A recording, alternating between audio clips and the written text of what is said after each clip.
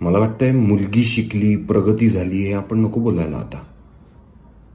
मुलगी शिकतीये, तिला शिकू दिलं जात नाहीये.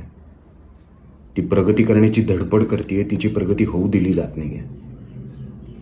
आपल्या घरातली मुलगी संध्याकाळी 7च्या आत घरात परत येते का नाही हे बघण्यापेक्षा आपल्या घरातला मुलगा संध्याकाळी 7 नंतर कुठे जातो, काय करतो, काय संगत आहे त्याची, कुणाशी बोलतोय, काय विचार आहेत त्याचे, हे बघणं जास्त गरजेचं आहे.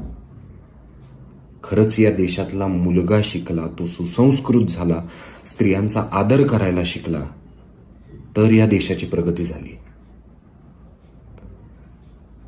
या देशातल्या मुलाचे विचार बदलले आणि त्याच्या अक्षम्य चुकांना पाठीशी घालणाऱ्या त्याच्या आई वडिलांचे, त्याच्या मित्रांचे, नातेवाईकांचे विचार बदलले, तरच ती भारत माता स्वतंत्र झाली असं आपण अभिमानाने म्हणू शकतो.